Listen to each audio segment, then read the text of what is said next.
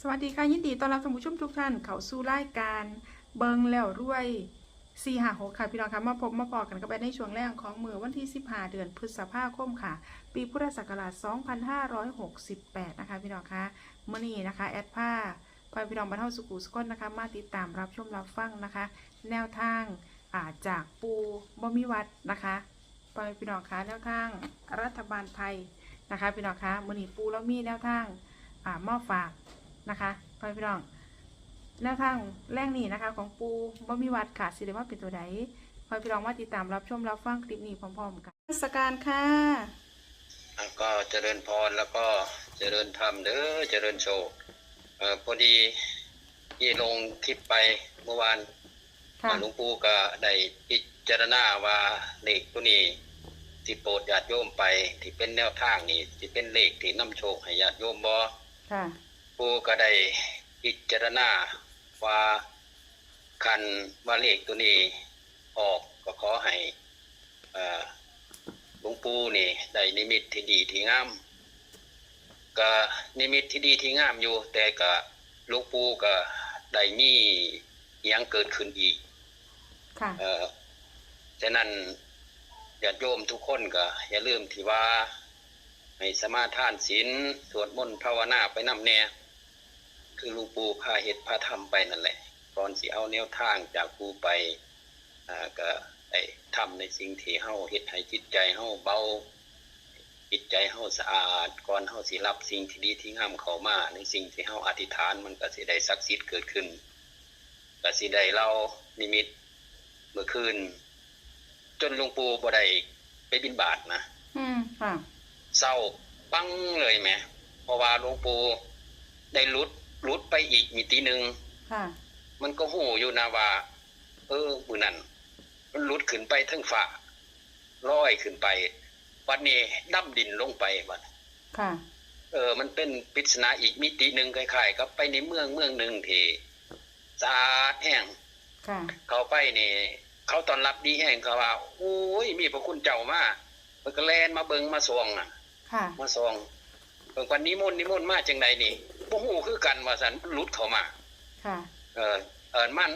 มาแล้วก็มาขอฟังธรรมแน่ขอสมาทานศีลแน่เพิ่นว่าโดนๆสิมีพระเข้ามากะปู่ก็เฮ็ดคือที่พระโยมเฮ็ดนั่นแหละเอาซั่นก็สมาทานศีลเพิ่นก็เฮ็ดเป็นคือกันได้เพิ่นก็มายังพันเตนั่นล่ะปู่ก็ให้นะโม3จบแล้วก็ให้ศีล5ศีล5เสร็จก็เฮ็ดคือเฮารับศีลกันปกติแล้วก็เว้าธรรมะเรื่องพรหมวิหารชีเมตตากรุณามุทิตาอุเบกขาให้เพิ่นฟังจักหน่อยนั่นแหละคนเฮาเกิดมาทุกดวงจิตวิญญาณนี่ก็มีแต่พลังงานอย่างหนึ่งแหละทุกคนก็เกิดเวียนว่ายตายเกิดไปตามกรรมของเจ้าของก็เว้าไปนิดนึงนะใจนี่แหละมันคิดเว้าไปเองนะมันบ่ได้เว้าจากปากมันคิดนะมันวิญญาณนี่มันคิดกันเอาคิดมันเป็นพลังบวกเป็นพลังงานอย่างหนึ่งที่เฮาได้ประพฤติปฏิบัติเข้าไปในจุดตรงนั้นจบบัดนี้เอวังก็มีโดยประการราชินีปณิเพิ่นก็สาธุ3เทื่ออันบัดนี้หลวงปู่ก็ว่ายันมันเศร้านะยันไปบิณฑบาตบ่ทันสั่นก็ลาโยมเด้อว่าซั่นเพิ่นก็ว่าเดี๋ยวถ้าเอาปัจจัยก่อนว่าซั่นถวายซองคือเฮาคือคนเฮานี่แหละหน้าตาเพิ่นโอ้ยสะอาดสะอ้านแฮงเด้อเงินซ่านเพิ่นก็ถวายใส่ซองมาแต่ซองนี่บ่แม่นคือซองแบบ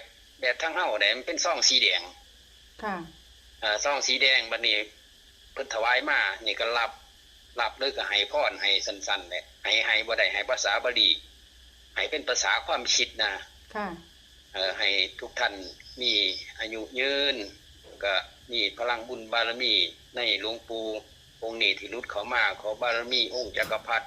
บารมีพระพุทธพระธรรมพระสงฆ์ขอให้ท่านทั้งหลายมีแสงสว่างแห่งธรรมเด้อว่าซั่นเพิ่นก็แสงสว่างเพิ่นเกิดขึ้นพรึบขึ้นมาอีกหลวงปู่ก็ลุกออกมาแล้วก็กลับบัดนี้มาลืมตาเบิ่งแจ้งโจงโปงบัดนี้แต่ปู่นั่นเปิดเบิ่งแล้วได้ว่าเพิ่นถวายจักบาทแต่บ่มีเงินโยมเปิดเข้าไปบ่มีเงินบัดนี้แต่มันมีตัวเลขอยู่ในหันแหมแดงจึงคืงเลย แต่ปูคิดว่าเป็นภูมินี่เป็นภูมิเมืองเขาอื่นนะเมืองอีกมิติหนึ่งน่ะจะเป็นบังบดหรือรับแร่เนี่ยล่ะ ค่ะ เพราะว่าเพิ่นมักสมาทานศีลเป็นภูมิที่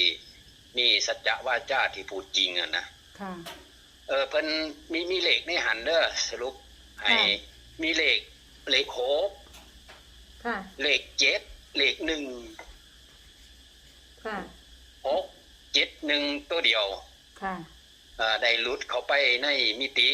ของเมืองบังบดเมืองลับแลบัดนี้โอ้ยปูเริ่มมวนไปทางถอดไปแล้วเด้อจนหลงบิณฑบาตแม่บัดนี้ ค่ะ ได้เลาะแล้วบัดนี้มื้อนั้นก็ขึ้นไปทางสวรรค์ไปพบหมู่พวกที่เป็นพระครูบาอาจารย์เพิ่นก็ให้มาได้สร้างวัดสร้างว่าเนาะไอ้6ไป965เนาะ ค่ะ ชุดหนึ่งชุดนี้ของเมืองลับแลเอ้าทางเทวดากับเมืองลับแลตัวใดสิแม่นกว่ากัน6 7 1ค่ะ มีซ้ำนี่ได้มื้อนี้ ค่ะ เพราะว่ากันว่าโค้งสุดท้ายกับโค้งสุดท้ายแล้วล่ะเป็นคลิปสุดท้าย ค่ะ ที่ปูปล่อยให้ไปให้เป็นแนวทางของ FC ทั้งหลายที่ได้ติดตามช่องเบิ่งแล้วรวยแล้วก็ติดตามปูมีวัดเนาะ ค่ะ เปลี่ยนชื่อให้แล้วเด้อบัดนี้ปูมีวัดนั่นแหละบัดนี้ ค่ะ ที่ให้ไปสรุปก็คือคลิปก่อน965แล้วคลิปนี้ก็671 สองทางนี่บ่ต้องกลับดอกเด้อเอาตรงๆโลด ค่ะ เอาก็อวยพรให้ท่านทั้งหลายมีความสุขมีรอยยิ้มกันพรุ่งนี้4 โมงแรงก็ขอให้ท่านทั้งหลายมีแต่รอยยิ้มยิ้มแย้มแจ่มใสมีบุญบารมีเก่ามาเกื้อหนุนจุนเจือให้ท่านทั้งหลายประสบแต่ความสุขความเจริญเบิดหนี้เบิดสินแล้วก็ได้ประสบความสำเร็จให้หน้าที่การงานลูกหลานอยู่เย็นเป็นสุขสู่ขู่สู่ท่านเด้อเจริญธรรม ขอบคุณ สาธุ ค่ะกรารนมัสการนะคะ สาธุค่ะ สรุปแนวทางถ่ายคลิปนี้นะคะ พี่น้องคะแนวทางจากปูบ่มีวัดนะคะ พี่น้องคะเอาแนวทางมันนี่ของปูนะคะ มี671นะคะ พี่น้องคะ671แล้วก็965นะคะ671เนี่ยปูเล่าว่าไปอันเมืองลับแร่นะคะไปพี่น้องคะเมืองบางบดเมืองลับแร่นะคะ แล้วก็965เนี่ยปูเล่าไปขึ้นไปทั้งสวรรค์นะคะพี่น้องคะจังใดกับนำไปพิจารณาเบิ่งสำหรับคลิปนี้เป็นความเชื่อส่วนบุคคลนะคะพี่น้องแคปหน้าจอเอาไว้นะคะพี่น้องแคปหน้าจอด้วยนะคะ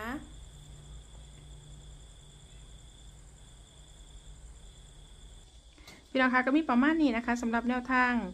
แรกนี้นะคะแนวทางจากปูบ่มีวัดค่ะพี่น้องจังใดก็อย่าลืมค่ะนำไปพิจารณาเบิ่งเนาะพี่น้องเนาะทางช่องนำเสนอเพื่อเป็นแนวทางคือเก่านะคะพี่น้องคะโปรดใช้วิจารณญาณในการรับชมรับฟังนะคะขอขอบคุณพี่น้องบ้านเฮาสุขุสุขคนนะคะสำหรับการรับชมรับฟังค่ะแล้วก็ต้องขอขอบคุณสำหรับข้อมูลในคลิปนี้นะคะขอขอบคุณแนวทางจากปูบ่มีวัดนะคะแล้วก็สำหรับพ่อแม่พี่น้องท่านใดที่เขาไม่เห็นคลิปนี้เป็นเทื่อแรกนะคะพี่น้องคะถ้าไม่อยากสิพลาดกับแนวทางเด็ดๆแบบนี้นะคะเขามาแล้วก็อย่าลืมนะคะฝากกดติดตามนะคะกดไลค์กดแชร์นะคะกดกระดิ่งแจ้งเตือนทั้งหมดค่ะเพื่อที่จะได้พลาดทุกคลิปทุกข่าวสารแนวทางจากทางรายการนะคะพ่อแม่พี่น้องคะยุ่งหน่อยหลายพี่น้องยุ่งหน่อยแม่พี่น้องยุ่งหน่อยนะคะกัดเวลากัดคนนี้บ่มีความรู้สึกแต่ว่าพอเขาติ่งปุ๊บเขาสิกระเด็นออกมาเลยพี่น้องเพราะว่าเขากินเลือดเท่าอิ่มเนาะเท่ากับบลูกมีความรู้สึกว่าเขามากัดเองประมาณนั้นแต่ว่าพอขยับตัวนี้โอ้โหแบบว่าแลนออกไปคือบินบ่ได้แบบว่าแลนเอาสินะพี่น้องขละหลายบานเบิ่งเลยด้วยนี่ยุ่งยุ่งหน่อยหลายคืออย่างนี้พี่น้องค่ะเอาพี่น้องแรกนี้นะคะแนวทางจากปูบ่มีวัดนะคะทั้งหมดทั้งมวลมันนี้มีเพียงซ้ำนี้นะคะพี่น้องค่ะแอร์กสิเดขอตัวล่าพอพี่น้องมาเท่าสุขุสุขคนไปก่อนนะคะเอาไว้พอกันไหมก็แบบในคลิปหน้านะคะสำหรับคลิปนี้สวัสดีค่ะ